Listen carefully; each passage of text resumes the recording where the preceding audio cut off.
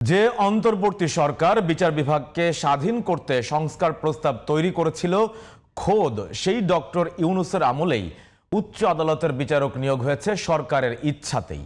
এমনটি জানিয়েছেন মাজদার হোসেন মামলার বাদী ও বিচার বিভাগ সংস্কার কমিশনের অন্যতম সদস্য অবসরপ্রাপ্ত জেলা জজ মাজদার হোসেন। কোনো সরকারের আমলে বিচার বিভাগ নিয়ন্ত্রণমুক্ত ছিল না বলেও মনে করেন তিনি। মাজদার হোসেন বলেন, বিচার বিভাগ সংস্কার এখন কার্যত ডেড বা মৃত।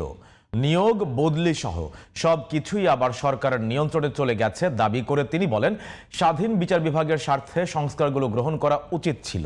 তবে অ্যাটর্নি জেনারেল মনে করেন, সংস্কার প্রস্তাব বাতিল হওয়ায় বিচার বিভাগের স্বাধীনতা বাধাগ্রস্ত হবে না। সাইদুল ইসলামের রিপোর্ট।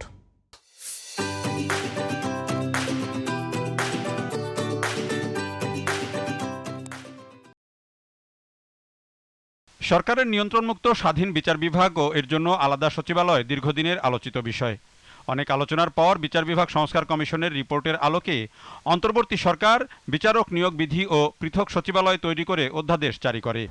সেই আলোকে নিয়োগ হয়, কাজ শুরু করে পৃথক সচিবালয়। কিন্তু বিএনপি সরকার গঠনের পর সেই অধ্যাদেশ বাতিল করে দেয়।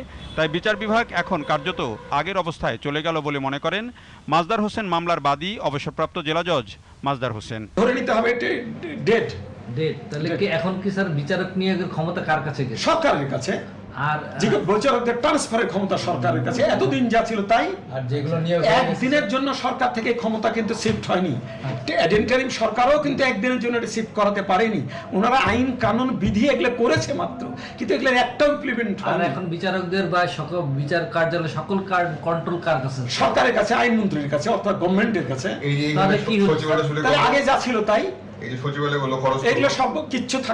বিচার বিভাগ সংস্কার কমিশনের অন্যতম এই সদস্য মনে করেন, কোন সরকারের আমলেই বিচার বিভাগ স্বাধীন ছিল না। এমনকি অন্তর্বর্তী সরকারের আমলেও সরকারের ইচ্ছাতেই নিয়োগ হয়েছে উচ্চ আদালতে। ইন্টারিমের আমলে যে 2-3টা নিয়োগ হলো হাইকোর্টে 2 দফায়, অধ্যাদেশের আগে এবং পরে, এবং আপিল বিভাগে যে নিয়োগ হলো, সেটাও কি সরকারের ইচ্ছাতেই হয়েছে? হ্যাঁ, আমি তাই বলবো। কারণ যদিও একটা বিধির আওতায় 25 জন লাস্টেরটা নিয়োগ হয়েছে, এখানে আমরা ওই দক্ষ যোগ্য মেধা দেখার চেষ্টা করেছি। এটা সরকারের একক নিয়ন্ত্রণ ছিল না, এখানে ছিল না বললেই চলে। কিন্তু তার আগে যে 23 জন আসিফ নজরুল সাহেব প্রথমে এসে যে নিয়োগ করলো, এটা সরকারের ডিজায়ার নিয়োগ হয়েছে। Attorney general barrister Ruhul Quddus Kajal মনে করেন, অধ্যাদেশ বাতিল হলেও বিচার বিভাগের স্বাধীনতার ক্ষেত্রে তা বাধা হবে না। এখনো পর্যন্ত আমরা কোনো ধরনের নির্বাহী বিভাগের পক্ষ থেকে কোনো ধরনের ইন্টারফিয়ারেন্স আমরা এখনো লক্ষ্য করিনি। আমরা মনে করি যে বাংলাদেশের বিচার বিভাগ স্বাধীনভাবে বর্তমান অবস্থায় যে অবস্থায় আছে, আমরা সেভাবে স্বাধীনভাবে আগামী দিনে কাজ করে মানুষের ন্যায় বিচার প্রাপ্তির অধিকারটি সুনিশ্চিত করব। এই পর্যায়ক্রমে সেগুলো আলটিমেটলি আইনে রূপান্তর করা হবে, এবং সে আইনে রূপান্তর করলে আমি মনে করি অধ্যাদেশগুলো ধারাবাহিকতা রক্ষা করা কিংবা এই অধ্যাদেশগুলোর মাধ্যমে যে উদ্দেশ্য করা হয়েছিল সেগুলো পূরণ করার ক্ষেত্রে কোনো বাধা হবে না। আদালতের ভিতরে মবের ঘটনা বিচার বিভাগের জন্য একটি খারাপ নজির হয়ে থাকবে। একজন বিচারক দায়িত্ব নেওয়ার পর তাকে বিচারক হিসেবেই দেখা ও কাজ করতে দেওয়ার পরামর্শ আইন বিশেষজ্ঞদের।